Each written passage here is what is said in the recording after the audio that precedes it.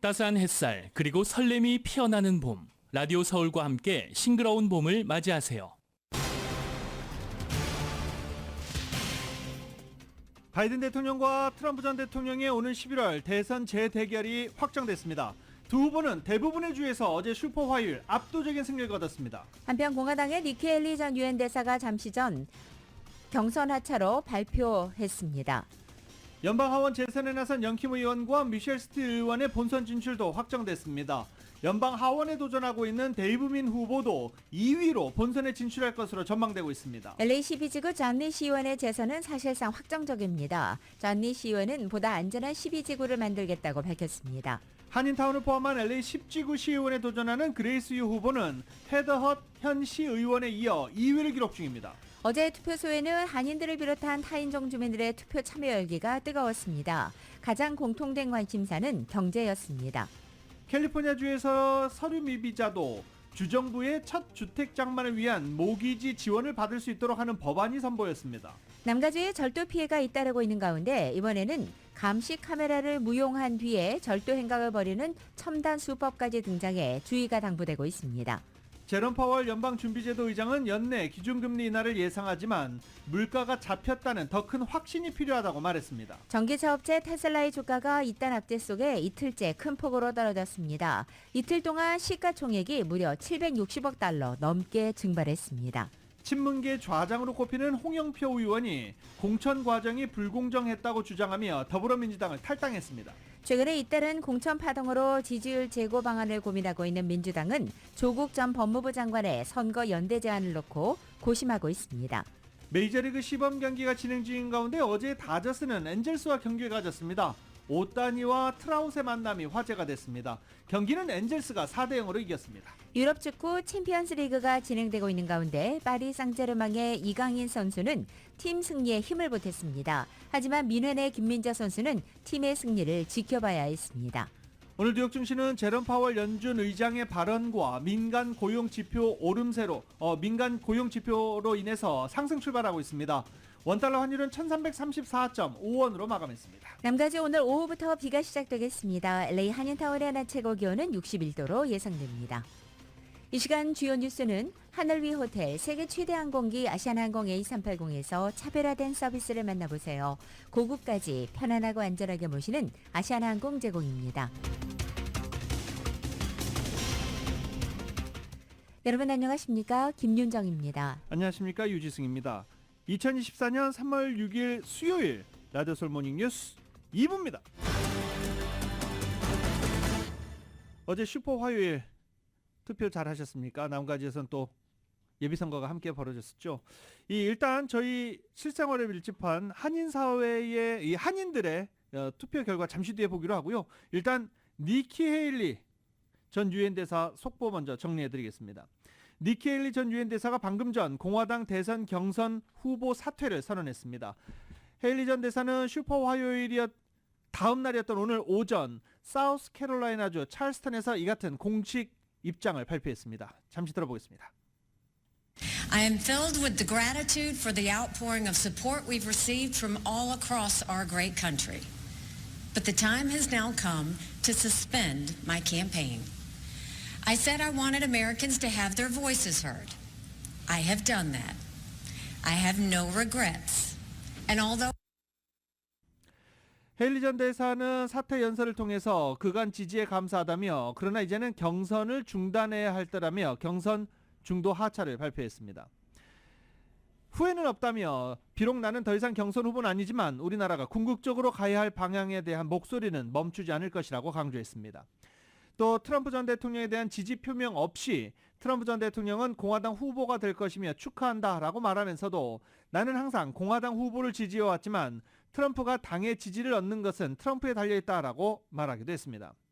우리 당을 넘는 득표를 할지는 이제 그의 몫이다라고 말한 헤일리 전 유엔 대사는 그가 그러길 바란다 이 정도만 딱 언급했습니다. 헤일리 전 대사는 공화당의 반트럼프 구심으로 기대를 모았지만 강경 보수층을 중심으로 확실한 지지세를 결집한 트럼프 전 대통령의 아성을 무너뜨리기에는 역부족이었습니다. 버지니아와 텍사스, 캘리포니아 등 15개 주에서 동시에 진행된 슈퍼 화요일 경선에서 버몬트주에서만 승리하는 초라한 성적표를 받아들이기도 했습니다. 헤일리 전 대사는 출마 당시부터 바이든 대통령과 트럼프 전 대통령의 고령을 부각하며 민주당 소속인 바이든 대통령 물론 트럼프 전 대통령에 대해서도 대립각을 세워왔었습니다.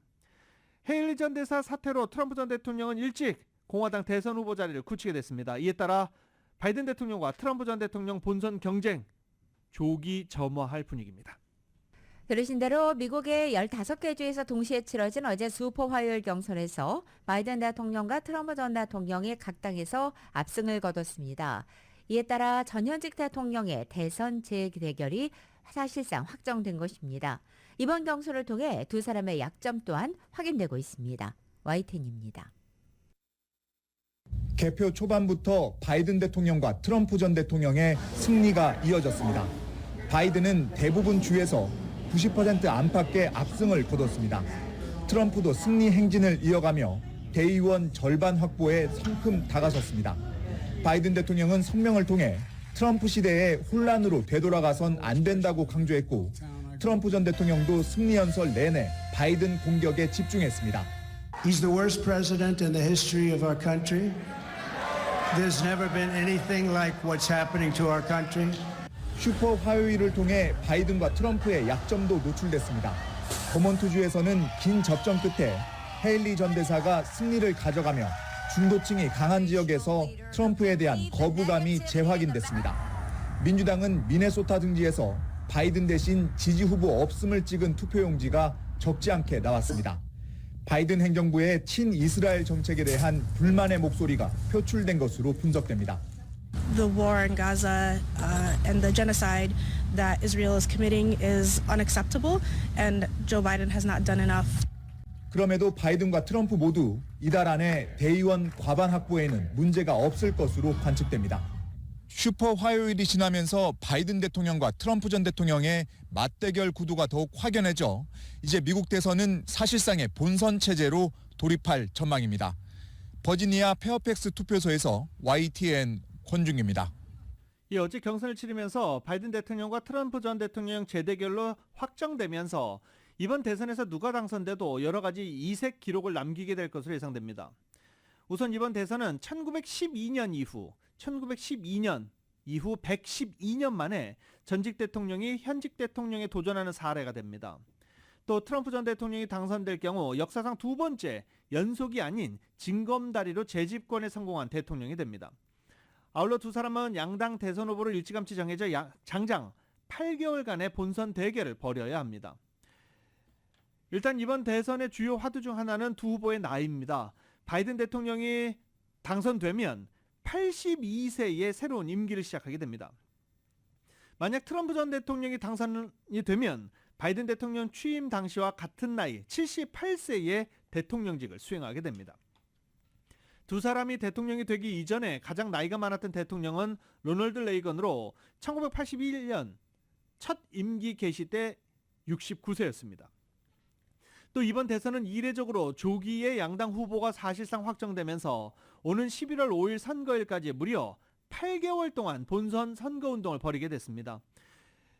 월스트리트저널은 이번 대선이 두 후보에게 지구력 테스트가 될 것이라며 이들의 캠페인은 길고 지루한 싸움에서 어떻게 페이스를 조절하고 자금 모금과 지출 방식을 조정할지 고민해야 할 것이다. 이제 마라톤은 시작됐다라고 전망했습니다. 조 바이든 대통령은 어제 슈퍼 화요일 경선에서 압승하며 도널드 트럼프 전 대통령과의 재대결이 사실상 확정되자 트럼프가 우리를 첫 번째 임기 때처럼 혼란과 분열, 어둠으로 끌고 가도록 허용할 것인가라고 반문하며 지지층 결집에 나섰습니다. 바이든 대통령은 어제 성명을 통해 트럼프는 불만과 욕심에 의해 움직이며 미국 국민이 아닌 자신의 복수에 초점을 맞추고 있다고도 말했습니다.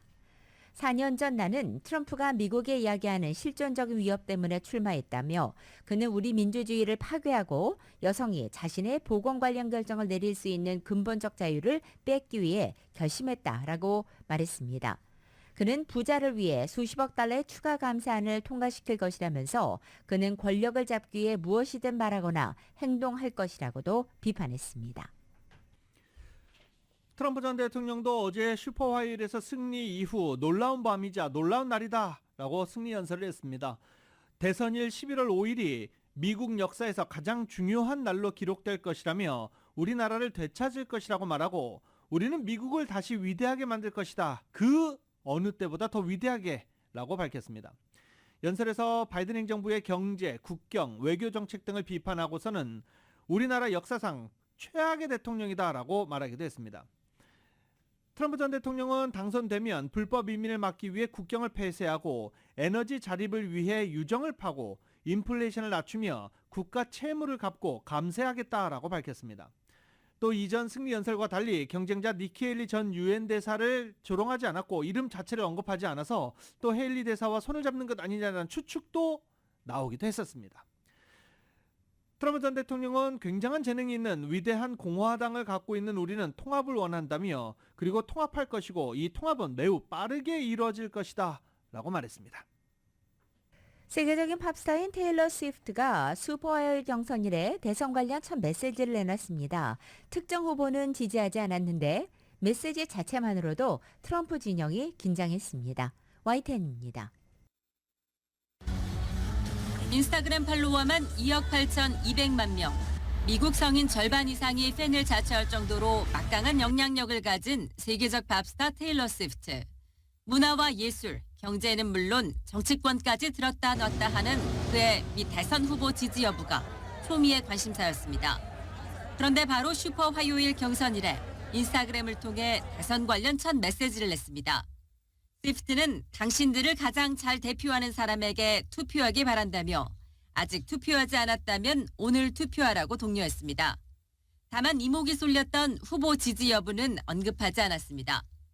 뉴욕타임스는 그의 메시지는 간명하고 초당적이었으며 어떤 지지의 의미도 담고 있지 않다면서도 이 자체만으로 마가 등을 비롯한 트럼프 진영의 분노를 촉발할 가능성이 있다고 지적했습니다. 스위프트는 일찌감치 테네시주의 유권자로 등록해 우편 투표를 마친 것으로 전해졌습니다.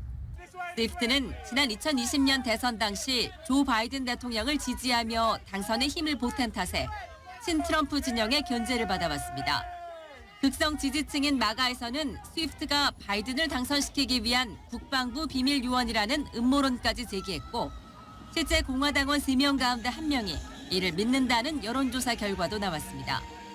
반면 바이든 진영은 4년 전처럼 스위프트의 지지를 얻기 위해 지속적인 러브콜을 보내고 있습니다. 팬덤을 넘어서 사회적 현상이 되어버린 스위프트 신드롬이 미 대선판까지 흔들고 있는 가운데 슈퍼 화요일을 맞아 내놓은 그녀의 첫 정치적 메시지가 향후 표심에 어떤 영향을 미칠지도 관심입니다. YTN 최영수입니다.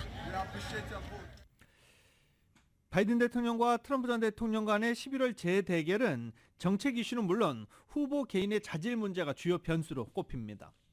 최근 여론조사를 보면 트럼프 전 대통령이 전국적으로는 물론 경합주에서도 바이든 대통령보다 다소 우위에 있는 상황이지만 이제 앞으로 8개월간의 대선 레이스 과정에서 부각될 정책 이슈 및 개인 리스크에 대한 대응에 따라 판세가 바뀔 수 있다는 점에서입니다. 특히 4년 만에 두 전현직 대통령이 재대결을 벌이는 이번 선거가 역대급 비호감 대선이라는 평가를 받으면서 바이든 대통령의 고령 논란, 트럼프 전 대통령의 사법 리스크 등이 대선 승패를 가를 주요 변수로 거론되고 있습니다. 정책적으로는 전통적 대선 이슈인 경제 문제에 더해 우크라이나 및 중동 전쟁과 맞물린 대외 정책, 멕시코를 통한 대규모 불법 이주민 입국을 차단하기 위한 이민 정책, 낙태 문제 등이 쟁점 이슈로 부각된 상태입니다. 이 밖에 제3당 후보의 득표율도 승패에 영향을 줄 수 있는 요소입니다.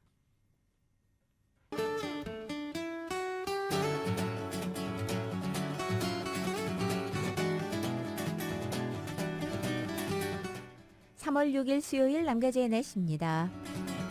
오늘은 각 지역에 따라서 점심시간 이후부터 비가 내리기 시작하는 곳 있겠습니다. 오후 한때 천둥번개 동반한 소나기 형태의 비도 예상되고 있습니다. 이번 비는 목요일인 내일 이른 새벽에 점차 그치겠습니다. 오늘 낮 기온은 어제보다 3도에서 8도가량 낮아져서 대부분 지역이 60도 내외까지 떨어지겠습니다. LA 한인타운의 오늘 낮 최고 기온 61도, 밤 최저기온은 50도, 오렌지 카운티 지역은 63도, 50도, 밸리와 일랜드 엠파이어 지역 58도, 46도, 해안 지역은 59도, 49도로 예상됩니다. 한국 오늘 전국 대부분 지역에 눈 또는 비가 내리겠습니다. 서울의 오늘 아침 최저기온이 27도, 낮 최고기온은 45도 예상됩니다.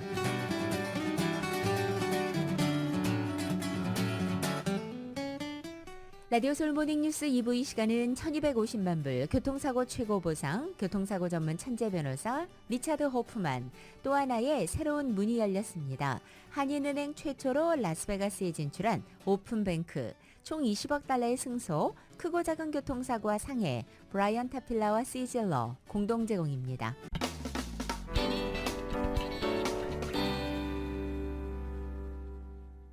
라디오 서울 모닝뉴스 함께하고 계십니다. 자, 이제 한인 후보들 집계 결과 살펴보겠습니다.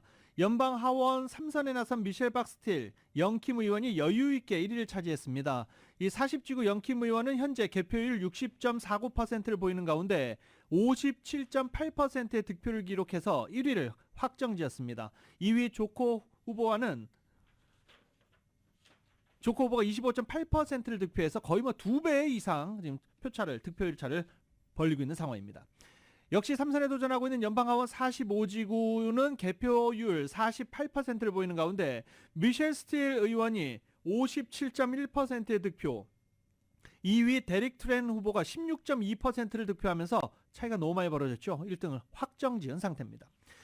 자, 그리고 연방하원 47지구에서 처음으로 하원 의원직에 도전하고 있는 데이브 민 후보는 현재 개표율 60.22%를 기록하고 있는 가운데 25.4%의 득표율로 1위 스캇버 후보의 33.3% 득표율에 이어서 2위를 기록하고 있습니다.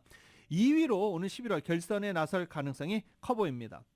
역시 연방하원 34지구의 연방하원 의원에 도전하고 있는 데이비 킴 후보는 현재 34지구 53%의 개표율을 보이는 가운데 23.8%의 득표율로 2위를 기록하고 있습니다. 1위는 현역 지미 고메즈 의원으로 51%로 1위를 확정지은 상태입니다. 데이비 킴 후보는 이제 11월 결선에 진출할 것으로 보입니다. 이 밖에 이제 LAC 오기 전에 일단 수피리어 판사직에 출마한 한인 제이콥 리 후보, 라케네다 시의원 선거에 나선 지니 킴 홉슨 후보도 박빙의 1, 2위를 다투고 있어 결선 진출 기대가 높아진 상황입니다. 자, 그리고 LAC로 와보겠습니다. LAC 현재 LAC의 10지구 한인타운을 포함한 10지구 결과를 보면 현재 계속 개표 중입니다. 그레이스 이 후보가 27.78%의 득표를 기록하면서 2위를 달리고 있습니다. 1위는 헤더 헛 현 시의원으로 37.3%로 1위를 기록 중입니다. 그레이스 이 후보는 11월 결선에 나설 것이 거의 확실시되고 있는 그런 상황입니다. LA 10지구 시의원 12지구에서는 현역 의원인 잔니 시의원이 65.54%를 득표해 당선이 확정됐습니다. 상대 후보 세레나 오버스타인 후보는 34.5% 2위를 기록하면서 거의 2배 차로 압도적인 표차로 재선을 확정지었습니다.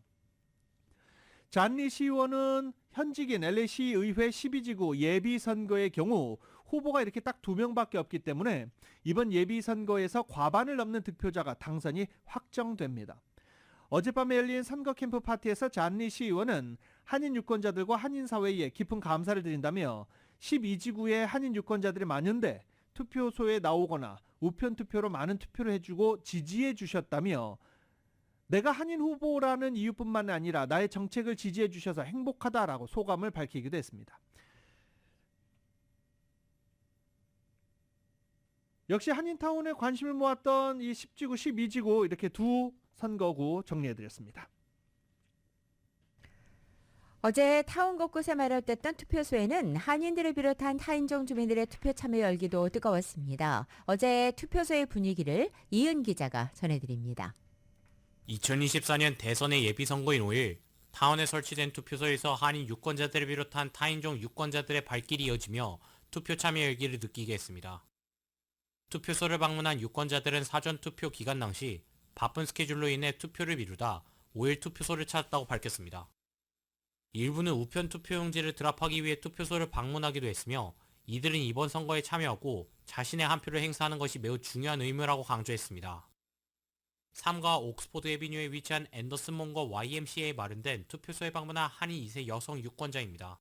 Yes, of course I want that my voice be counted, especially because I think that California is misrepresented in the media as being very liberal based. 국민은 의무와 권리, 투표권, 세금, 국방의 의무, 교육의 의무를 해서 나라를 세우지만 미국 시민입니다. 천의 고와 없을 때는 정부에서 손봐야 되겠죠. 한인 유권자들은 자신들이 지지하는 후보들이 타운의 주요 현안인 노숙자, 마약, 스매시 앤 그랩 등 강절돈 사건 등 시급한 현안들을 해결해 주었으면 하는 마음이 크다고 밝혔습니다. 이외에도 메저 HLA와 프로포지션 1 같이 타운의 삶을 변화시킬 수 있는 부분들까지 신경 쓰게 되었다며 이번 선거는 유권자들이 자신의 삶을 변화시킬 수 있는 좋은 기회가 된 선거라고 덧붙였습니다. I never thought I'd be the kind of person who'd say something like graffiti, but actually graffiti is more than an aesthetic assault. It's a claiming of a piece of land now. It used to be just people being artistic or silly or whatever. 위셔 블루바드 선상에 위치한 로버트 케네디 커뮤니티 스쿨에 마련된 투표소에 방문한 한인 여성 유권자입니다. 참여를 못하니까 이렇게라도 참여하는 게 좋지 않을까 생각해서 왔습니다. 그러니까 범죄도 많고요. 그리고 또 노숙자 문제도 많고 앞으로 해결될 기미가 안 보이는 게 너무 많아서 그걸 해결해 주셨으면 정말 감사하겠습니다. In our current, news, you've seen like, the smash and grab, homelessness. I've seen candidates that kind of iterated that they were going to address the issue. So I voted for them when they actually addressed those things. 한인 유권자들은 이번 선거에 있어서 LA 한인회, 한인타운 청소년회관 KYCC, 한미연합회 KAC 등의 주요 한인 단체들의 도움을 받아 투표소를 방문하고 예비선거에 관한 정보를 접해 불편함은 별로 없었다고 합니다. 유권자들은 대선에서 대통령 후보를 선택하는 것도 고민이 많았다며 어려워진 경제 문제를 해결해 주어 높아진 생활비를 조금이라도 덜어줄 수 있는 후보를 지지했다고 전했습니다. 라디오 서울 뉴스 이은입니다. 자, 그리고 또 한인들이 관심 갖고 있는 이 주민 발의안과 매저 한번 보겠습니다. 일단 주민 발의안 1은요. 노숙자와 정신건강 치료를 위해서 무려 63억 8천만 달러의 예산을 지원한다. 채권을 발행한다는 내용입니다. 이 프로포지션 1 지금 현재 개표율 50% 정도에서 득표 상황을 보면 찬성이 50.2%, 반대가 49.8%입니다. 반대하는 사람들은 너무 많은 돈을 투입한다라고 반대를 하고 있는 거죠. 이 프로포지션 1의 경우 찬성과 반대의 차이가 0.4%포인트 정도밖에 나지 않기 때문에 이거는 우편 투표가 집계될 때까지 기다려 봐야 할 것 같습니다. 자, 그리고 LA에서 발의한 메저 HLA의 개표율 현재 49%를 보이는 가운데 찬성이 62.7%, 반대가 37.3%를 보이고 있습니다. 메저 HLA는 도로 개선을 위해서 10년 동안 31억 달러를 투입해서 보행자와 자전거 이용자들을 위한 도로를 확충하겠다, 이런 내용입니다. 반대하는 사람들 많고 찬성하는 사람들도 많았는데 일단 찬성 62.7%, 반대 37.3%를 기록하고 있습니다. 그리고 현재 치안 문제로 LA 카운티 검사장 투표도 상당히 많은 관심을 끌었었죠. 절도범들을 너무 쉽게 풀어주고 있다. 경범자들은 보석금도 내지 않고 그냥 너무너무 쉽게 풀어주고 있다라고 해서 조지 게스콘 검사장에 대한 비난도 많았는데 투표를 하고 나니까 또 그렇지도 않아요. 현재 LA 카운티 검사장 관련해서 개표율 50.58%를 기록하고 있는 가운데 조지 게스콘 현 검사장이 21.4%의 지지를 받아서 1등을 달리고 있습니다. 그리고 2위는 네이선 호크먼으로 17.7%를 기록해 2위를 달리고 있는 중입니다. 캘리포니아주에서 서류 미비자들도 주정부의 첫 주택 장만자를 위한 모기지 지원을 받을 수 있도록 하는 법안이 선보였습니다. 네, 주목되고 있습니다. 정현호 기자가 보도합니다. 최근 가주에서 선보인 AB 1840 법안은 가주의 서류 미비자들도 첫 주택 장만자들을 위한 몰기지 융자 혜택을 받을 수 있도록 하는 내용을 담고 있습니다. AB 1840은 서류 미비자도 가주 정부가 제공하는 First Home Buyer 론 프로그램을 이용할 수 있도록 수혜 확대폭을 늘리는 내용을 담고 있습니다. 캘리포니아 드림 포 올은 첫 주택 구입자의 다운 페이먼트를 지원해주는 프로그램으로 지난해 론치된 직후 신청자가 쇄도하면서 배정된 기금 3억 달러가 한 달도 안 돼 소진된 바 있습니다. 주정부는 관련 기금을 확보해 다음 달부터 캘리포니아 드림 포 올 프로그램을 재개하고 신청자 접수에 들어갈 예정인데 AB 1840이 법제화되면 서류 미비자들도 이 프로그램을 신청할 수 있는 자격이 됩니다. 캘리포니아 드림 포 올은 중저소득층 첫 주택 구입자들에게 다운 페이먼트를 보조하는 프로그램인데 이 프로그램은 자격 대상에서 수혜자 체류 신분 조항과 관련해 모호한 점이 많다고 AB 1840을 상정한 후아킨 아람블라 가주 하원 의원은 밝혔습니다. 아람블라 의원은 미국에서 주택 장만은 대대로 부를 축적할 수 있는 기본적인 수단이 되기 때문에 첫 주택 구입을 돕기 위한 지원을 보다 많은 주민들에게 제공하자는 것이 법안의 취지라고 밝혔습니다. 이 법안이 통과되면 몰기지론의 수혜자인 첫 주택 구입자의 정의에 서류 미비자도 포함됩니다. 법안은 주 상하원을 통과하고 개빈뉴섬 주지사의 서명을 받아야 시행됩니다. 라디오 서울뉴스 정현호입니다. 미드위셔 지역에서 CCTV와 알람 장치를 마비시킨 뒤에 주거 침입 강도 행각을 벌이는 범죄 행각까지 등장했습니다. 각별한 주의가 요구됩니다. 보도국의 뉴스룸입니다. LA 경찰국이 미드위셔 지역 와이파이 교란을 발생시켜 와이파이를 이용하는 CCTV와 알람 장치를 마비시킨 뒤 강도 행각을 벌이는 용의자들이 있다고 경고했습니다. 당국에 따르면 이 같은 강도 행각들을 벌이는 용의자들은 보통 서너 명이 함께 범행을 저지르고 있습니다. 피해 주택 발코니를 통해 현금과 보석, 지갑 등 귀중품이 있는 침실을 노리는 것이 통상적인 범행 수법입니다. 범행 일당 중 한 명은 범행 현장에 도주 차량을 대기시켜놓고 정차력을 막곤 합니다. 당국은 이 같은 범행에서 피해를 입지 않기 위해서는 전력 서킷박스가 제대로 보호되고 있는지 확인하고 보석함, 지갑을 비롯한 귀중품의 추적장치를 부착할 것 그리고 추가로 카메라를 설치할 것 등을 담보했습니다.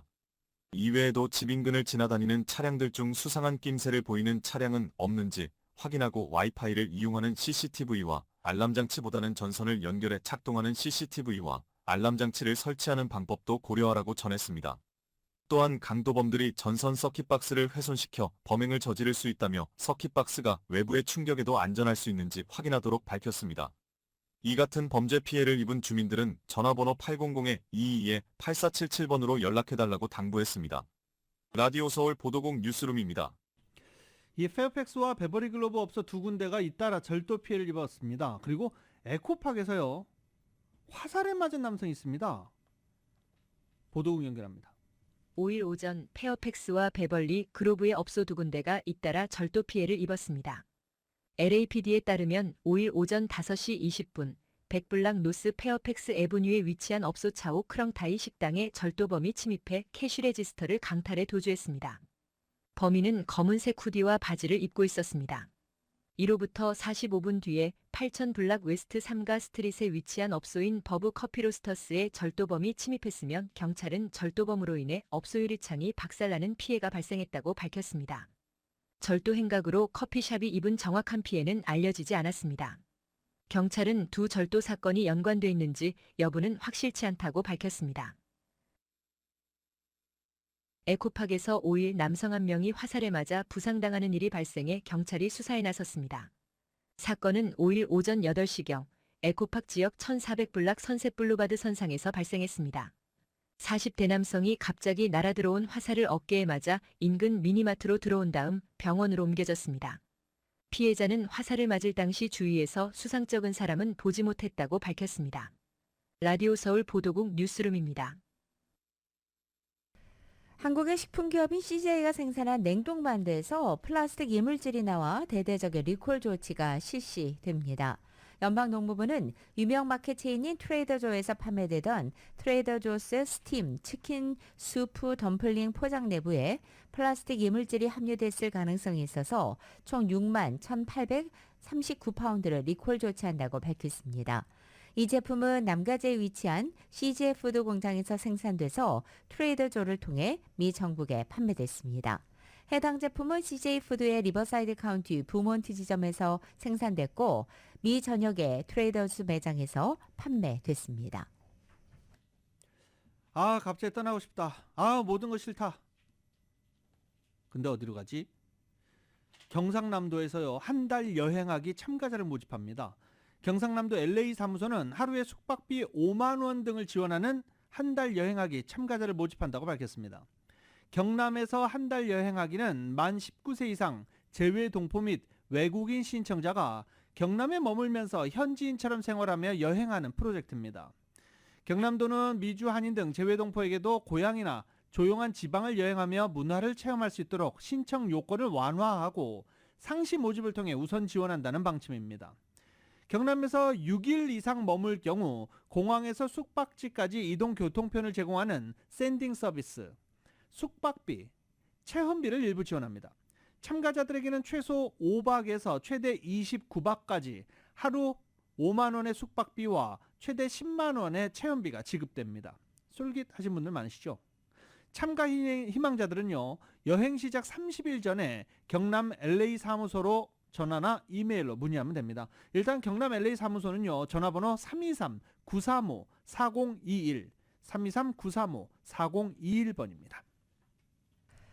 일광절약 시간인 서머타임이 이번 주 일요일인 10일부터 시작되면서 국적항공사들의 LA 인천 노선 운항 일정도 변경됩니다. 먼저 LAX에서 매일 주간에 운항하는 항공기 대한항공의 LAX 출발 시간은 기존 오전 10시 50분에서 11시 50분으로 늦춰지고 야간에 운항하는 항공기 출발 시간은 기존 오후 10시 40분에서 오후 11시 30분으로 1시간 조정됩니다.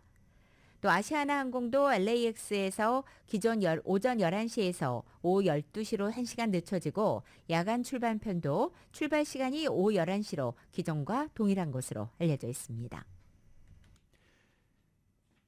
기록적인 겨울 폭풍이 북가주 지역에는 지난 주말 내렸습니다. 도로와 스키장이 문을 닫을 정도면 얼마나 눈이 많이 왔는지 짐작이 가시죠? 이외 미국 소식 KBS가 정리합니다. 출입문을 열자 웬만한 성인 키를 압도하는 눈벽이 앞을 가로막습니다. 최근 며칠간 역대급 겨울 폭풍이 강타한 미국 캘리포니아 북부 산악지대입니다. 지난 주말 동안 최대 시속 300km가 넘는 돌풍과 높이 3m 이상의 폭설이 몰아친 것으로 알려졌습니다. 이 때문에 산봉우리 사이에 위치한 스키 리조트들이 가장 많은 피해를 입었습니다. 여러 스키 리조트들이 눈 속에 파묻혔고요. 미국 서부와 동부를 잇는 80번 고속도로 160km 구간은 폐쇄되기도 했습니다. 다행히 지난 4일까지 몰아친 폭설과 강풍은 현재 위력이 약해진 상태입니다. 하지만 기록적인 적설량과 눈사태 위험으로 제설 작업에 어려움을 겪고 있으며 찬 공기 덩어리는 여전히 남아있어서 또 다른 폭풍 전선이 다가올 수 있다고 미국 기상청은 경고했습니다. 미국 서부 네바다주의 한 마을도로 방구석 먼지를 닮은 갈색 뭉치들이 마치 살아있는 동물처럼 도로 위를 떼지어 굴러다닙니다. 결국엔 주택가 안으로 들어와 집 앞마당까지 산더미처럼 쌓이기까지 합니다. 마을 곳곳을 점령한 이 갈색 뭉치의 정체는 바로 회전초입니다. 미국 서부의 상징 같은 회전초는 건조한 지역에서 흔히 볼 수 있는 식물로 가을, 겨울 건기 때 마른 뿌리에서 떨어져 나와 바람을 타고 이리저리 굴러다니며 씨를 퍼뜨린다고 합니다. 최근 미국 서부 유타주와 네바다주 일대에 시속 50km가 넘는 강풍이 불어닥치면서 이들 회전초의 움직임이 활발해졌습니다. 일부 마을은 떼지어 굴러온 회전초가 최대 3m 높이까지 쌓이기도 했습니다. 마을을 덮친 이 골칫덩이를 처리하기 위해 며칠 동안 온 주민과 대형 트럭들이 총동원됐습니다. 지금까지 이슈 SNS였습니다. LA 한인타운 지역의 중심부를 관할하는 윌셔센터 코리아타운 주민의회가 5년 만에 새로운 공식 웹사이트를 개설해서 주민과의 소통 강화에 나섰습니다. 주민의회는 특히 웹사이트를 통해 각종 민원과 시정부 의견 전달 등도 가능하다면서 한인들의 참여를 독려한 것입니다. 윌실센터 코리아타운 주민의회에 따르면 새로운 공식 웹사이트에는 주민의회에 상정된 의제와 일정뿐만 아니라 회의가 어떻게 이루어졌는지 그 내용도 자세히 기재될 예정입니다. 이외에도 주민의회의 여러 활동 사항들이 자세히 공지될 전망입니다. 또한 영어와 한국어, 스페니쉬, 방글라데시어로 번역이 제공되고 페이스북과 인스타그램, 카카오톡까지 소셜미디어와도 연결돼 최신 소식과 이벤트 정보를 공유할 수 있습니다. 재미한인과학기술자협회가 차세대 꿈나무 과학기술 리더 양성을 목표로 한 제24회 전국 수학 및 물리 경시대회를 개최합니다. 오는 4월 6일 오전 11시 팬데믹 이후 처음으로 현장 경시대회를 실시됩니다. 4학년에서 11학년을 대상으로 하는 수학 경시대회와 고등학생들을 대상으로 하는 물리 경시대회가 병행 진행됩니다. 2024 전국 수학 경시대회는 하나그룹과 제외동포청 후원으로 개최되며 전국 수상자들 가운데 선별된 참가자들은 올해 한화 수학 올림피아드 참여 기회 및 한화 장학금을 받을 수 있는 기회가 주어집니다. 경시 준비를 위해서 웹사이트에 샘플 문제를 게재하고 있는데 학생들이 여기서 샘플 문제를 볼 수 있습니다. 경시대회와 관련된 사항은 웹사이트를 통해서 확인할 수 있습니다. 웹사이트는 nmsc.ksea.org입니다. 좀 어렵죠? 이런 것들은 저희 라디오 서울 웹사이트를 돌아서 확인하시기 바랍니다. 세계적으로 가장 우수한 병원 순위에서 미네소타주 로체스터에 있는 메이오 클리닉이 1위에 오른 가운데 캘리포니아에서는 UCLA 병원과 스탠포드 병원이 세계 탑 20에 이름을 올렸습니다. 시사주간지 뉴스위크가 지난 4일 발표한 2024년 세계 최우수 병원 순위에서 영예의 1위는 메이오 클리닉, 2위는 오하이오주 클리블랜드의 클리블랜드 클리닉, 3위는 캐나다 토론토 제너럴 병원이 꼽혔습니다.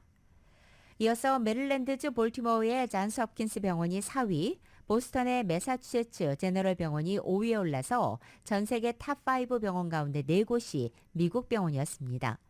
그리고 이곳 캘리포니아에서는 UCLA 로널드 레이건 메디컬 센터가 12위에 올랐고 이어서 스탠포드 대학병원이 16위를 차지했습니다.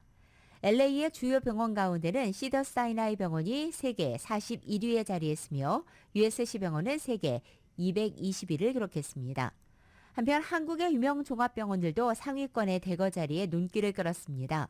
서울 아산병원이 세계 22위로 한국 병원들 가운데 가장 높은 순위에 올랐고 전체 250위까지 한국 병원 17곳이 순위에 포함됐습니다.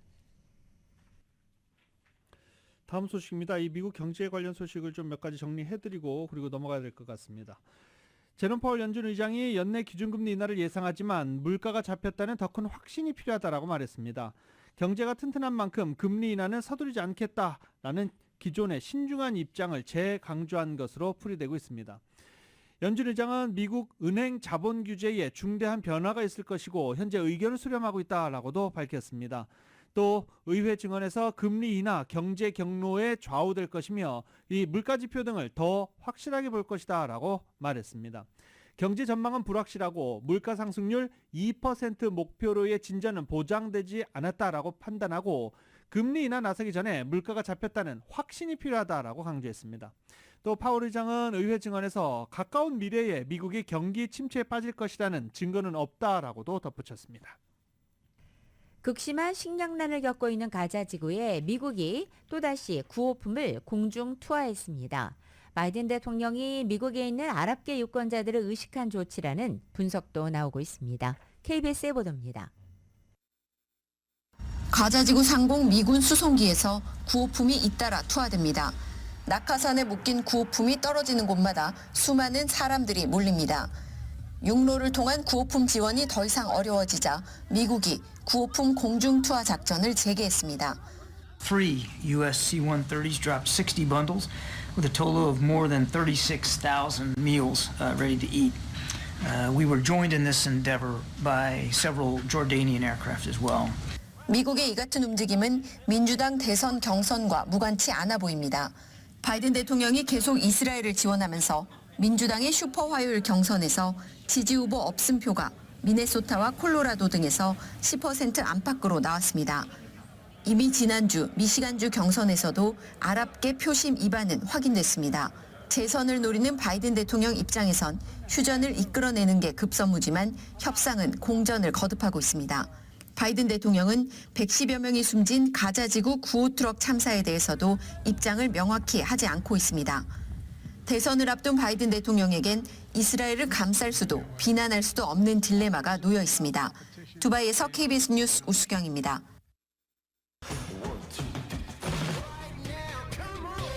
라디오솔 모닝뉴스 스포츠 소식입니다. 스포츠 소식은 전문가가 추천하는 이민법과 가정법 전문 제인정 종합법률사무소 제공입니다. 메이저리그 시범 경기 진행 중입니다. 그리고 어제 다저스와 엔젤스가 경기를 가졌는데요. 이 두 팀의 경기 크게 뭐 재밌거나 그러진 않잖아요. 실력차가 팀 차가 너무 많이 나고. 근데 아직 시범 경기라 그런지 경기는 엔젤스가 4대0으로 승리를 했습니다. 아무튼 어제 다저스와 LA 엔젤스 간의 만남에서 가장 관심을 끌었던 것, 오타니와 트라우스의 만남이었습니다. 푸른색 다저스 유니폼을 입은 오타니가 열심히 구장을 뛰어가서 누구를 만나나 했더니 역시 마이크 트라우스였습니다. 마이크 트라우스를 뜨겁게 끌어안았습니다. 지난해까지 같은 팀에서 뛰었었고 오랫동안 함께 2번, 3번 타자로 뛰었었는데 참 아쉽죠. 경기를 앞두고 한참 동안 밀렸던 얘기를 나누면서 훈훈한 장면을 연출하기도 했습니다. 그리고 적으로 만난 엔젤스 포수와도 해맑은 미소를 주고받으면서 1회 첫 타석에 들어서기도 했었습니다. 삼진을 당한 오타니 세 번째 타석에서는 큼지막한 타구를 날렸는데 이 타구가 하필이면 또 마이크 트라우드 앞으로 갔어요. 아무튼 어제 오타니는 엔젤스 친정팀이어서 그랬나요? 안타를 기록하지 못했습니다. 아시안컵 내분 사태 이후 부진하던 이강인 선수가 생애 처음으로 유럽 챔피언스리그 도움을 기록하며 반전의 계기를 마련했습니다. KBS입니다. 이강인은 왼발 패스 한 번으로 재능만큼은 확실하다는 걸 증명했습니다. 후반 교체 투입 11분 만에 감각적인 반박자 빠른 패스로 음바페의 두 번째 골을 이끌었습니다. 챔피언스리그 1호 도움이었습니다. 음바페도 이강인을 직접 지목하며 고마움을 드러냈고 전문가들도 찬사를 아끼지 않았습니다. 지난 리그 경기에서 4분만 출전하는 등 아시안컵 이후 출전 시간이 점점 줄어들고 공격 포인트도 없었던 이강인에겐 천금 같은 도움이었습니다. 소속팀에서 반전의 계기를 마련한 이강인은 이번 달 북중미 월드컵 예선을 앞두고 한결 가벼운 마음으로 황선홍 감독의 선택을 기다리게 됐습니다. 반면 바이에른 뮌헨의 김민재는 주전 경쟁에 비상등이 켜졌습니다. 김민재가 결장한 가운데 뮌헨이 라치오를 꺾었는데 김민재가 선발로 나온 최근 4경기에서 1무 3패를 거둔 것과 대비되는 결과입니다. 특히 김민재 대신 중앙수비로 나선 다이어와 덜 리우트가 8경기 만에 무실점 경기까지 합작했습니다. 아시안컵 이후 나란히 후유증을 겪던 이강인과 김민재. 다음 주 3월 축구대표팀 명단 발표를 앞두고 희비가 엇갈리고 있습니다. KBS 뉴스 이무형입니다. 2024년 3월 6일 수요일에 전해드린 라디오솔 모닝뉴스 여기서 마치겠습니다. 지금까지 진행의 유지승, 김윤정이었습니다. 라디오솔 모닝뉴스 2부 이 시간은 1250만 불 교통사고 최고 보상, 교통사고 전문 천재 변호사 리차드 호프만, 또 하나의 새로운 문이 열렸습니다. 한인은행 최초로 라스베가스에 진출한 오픈뱅크, 총 20억 달러의 승소, 크고 작은 교통사고와 상해, 브라이언 타필라와 시즐러 공동 제공이었습니다. 잠시 후 9시에는 강희신의 오늘의 미국이 방송됩니다. 함께해 주신 여러분 고맙습니다.